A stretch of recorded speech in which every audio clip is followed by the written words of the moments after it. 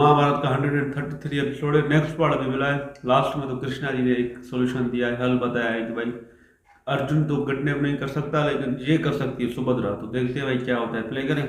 Play. जाओ बाहर। यदि समस्त आर्यवर्त का भविष्य इस एक अपहरण पर नहीं होता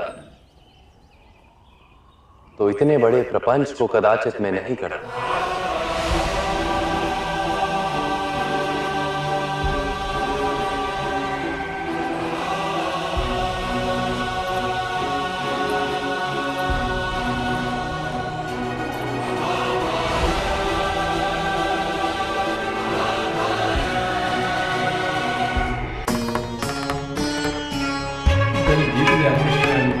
मजा श्रीमान बलराम, कन्या को आने में इतना समय क्यों लग रहा है? मैं दासियों को भेजता हूं बाहर।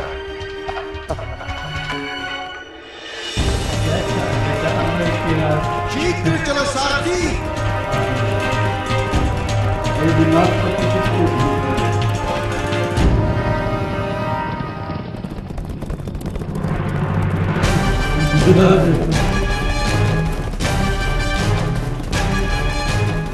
ये तो राजकुमारी सुभद्रा है मामाश्री, किसी तपस्वी के साथ इस समय रथ पर कहां जा रही है? ये वो अर्जुन था, मूर्ख।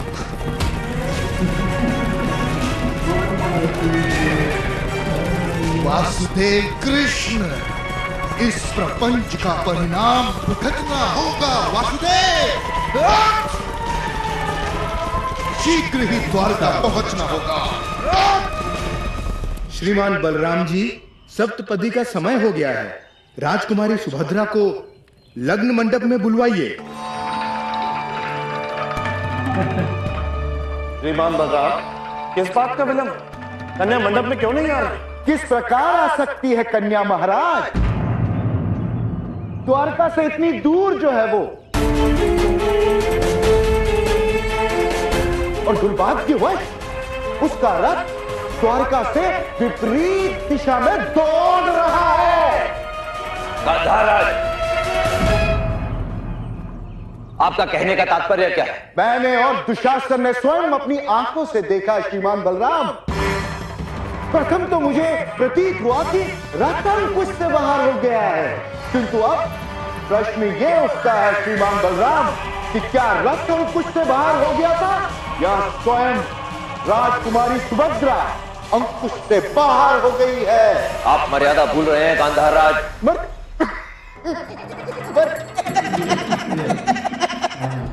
और आपकी बहन हस्तिनापुर का सम्मान भूल गई है। हस्तिनापुर के युवराज को विवाह मंडप में बिठाकर द्वारका का त्याग कर किसी और के साथ भाग गई है। परंतु सुभद्रा ऐसा क्यों करे?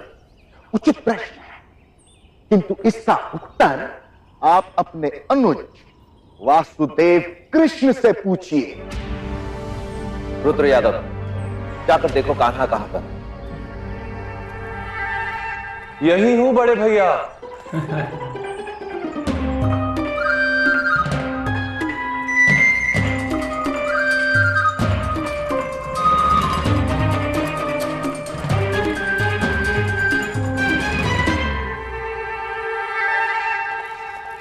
पूछिए इनसे श्रीमान बलराम, पूछिए इनसे। वासुदेव, इस समय क्या राजकुमारी सुभद्रा द्वारका में है? नहीं बड़े भैया, बड़े ही दुख के साथ कहना पड़ रहा है कि सुभद्रा इस समय द्वारका में नहीं।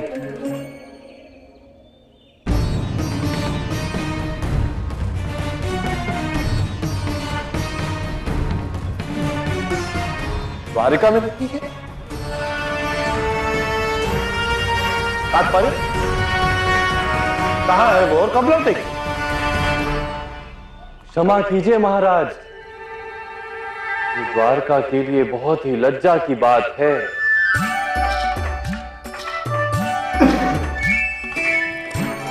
मैं आपके सामने हाथ जोड़कर क्षमा मांगता हूं, किंतु मेरी बहन सुभद्रा अब विवाह के पश्चात अपने पति के साथ ही लौटेगी।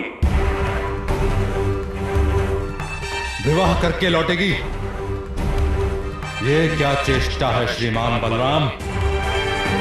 सुभद्रा का अपहरण करने वाले को परास्त करके सुभद्रा को विवाह मंडप में ले आना,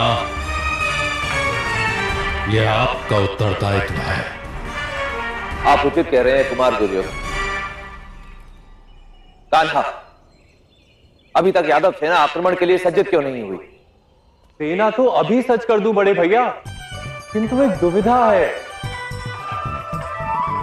युद्ध किसके साथ करेंगे?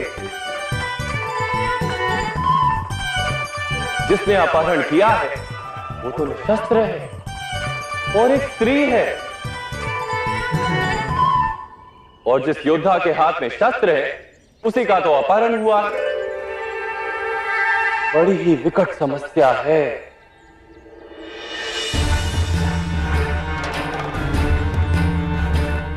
किसने किसका अपहरण किया? उनके नाम भी बता दीजिए सबक, जिससे आपका सारा षड्यंत्र सबकी समझ में आ जाए। वासुदेव। मामा श्री, षड्यंत्र का अर्थ तो होता है 6 प्रकार के प्रपंच। मैंने तो केवल एक ही प्रपंच किया है बड़े भैया, अपनी प्रिय बहन को अपना रक्त दे दिया बस, ताकि वो अपने मन चाहे पति का अपहरण कर सके।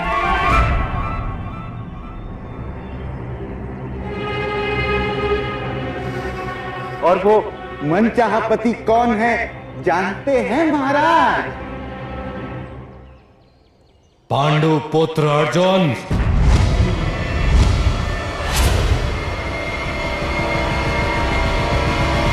और वो मनचाहा पति कौन है जानते हैं महाराज? पांडु पुत्र अर्जुन।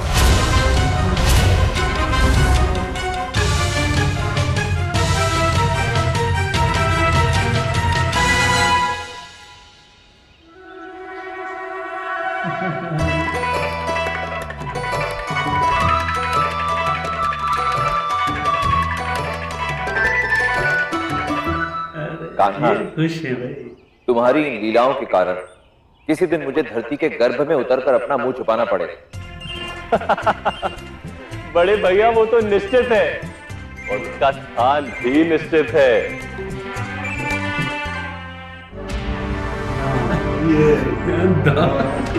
श्रीमान बलराम, कन्या का वागदान तो हो ही चुका था। आपने वचन दिया था दुर्योधन और राजकुमारी सुभद्रा का विवाह आप करवाएंगे। एक अर्थ में उसका विवाह तो हो ही चुका था, तो फिर उसका दूसरा विवाह किस प्रकार हो सकता है?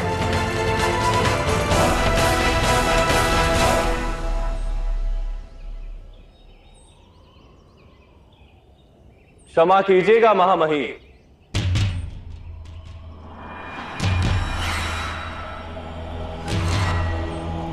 वागदान यदि विवाह है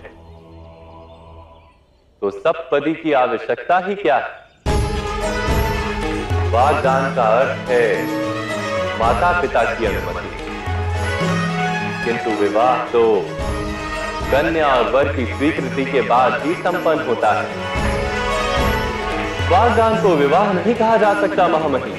यदि ऐसा ही है तो कन्यादान का क्या महत्व है वासुदेव? नारियल का फल समुद्र में गिरता है तो वृक्ष उस फल पर से अपने अधिकार का त्याग करता है।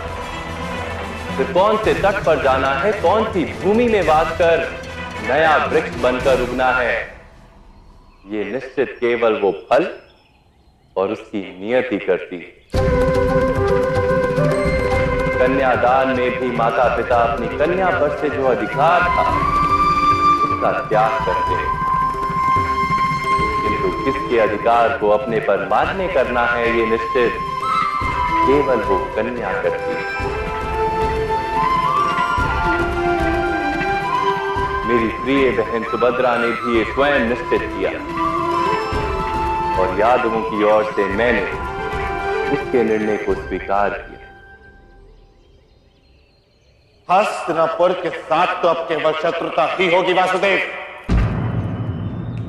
जब भी मुंह खोलेगा तो ऐसा ही बोलेगा। शीघ्र अतिशीघ्र ही हस्तिनापुर की सेना आक्रमण करेगी द्वारिका पर। आक्रमण।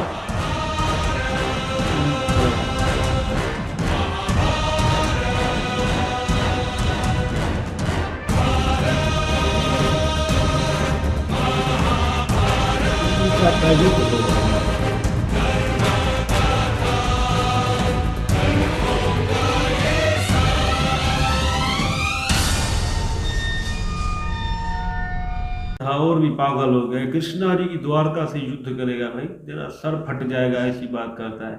बाकी जब भी हमने देखा है युद्ध की बात हुई है तो शकुनी मामा जो है ना बहुत खुश होता है, उसको मजा आता है कि युद्ध हो, फिर देखते हैं। लेकिन लंगड़ा खुद चल नहीं पाता और उसको युद्ध चाहिए, और अंधे को तो कुछ दिखाई भी नहीं देता, युद्ध कैसे करेगा यार। बाकी यार ये एपिसोड में बड़ा यार है, मतलब बहुत खतरनाक हो गया, क्योंकि ऐसी युद्ध वाली बातें हो गई। और भीष्म जी यार वो खुद कृष्णा जी को इस तरह सवाल पे सवाल कर रहे थे कि वागदान हो गया, कन्यादान हो गया, आप क्यों इस तरह ये कर रहे हो। लेकिन ये अच्छी बात हुई कि कृष्णा जी के बड़े भाई बलराम है ना वो खुश हैं, वरना वो भी अगर इस तरह एतराज़ करते और कृष्णा जी के साथ लड़ पड़ते ना फिर तो भाई पता नहीं क्या होता। बट वो खुश थे और वो कृष्णा जी की बातों में मतलब राजी हो गए, तो ये हमें बहुत अच्छा लगा। और मुझे याद आ गया वो पहले भी एक बार हमने देखा था जब द्रौपदी का स्वयंवर हो रहा था, वहां पर भी अर्जुन ऐसे ही आया था, ऐसे ही रूप बदल के दुर्योधन से द्रौपदी को ले गया। और इस बार भी दुर्योधन की बीवी सुभद्रा को ले गया, वो भी ब्राह्मण के रूप में।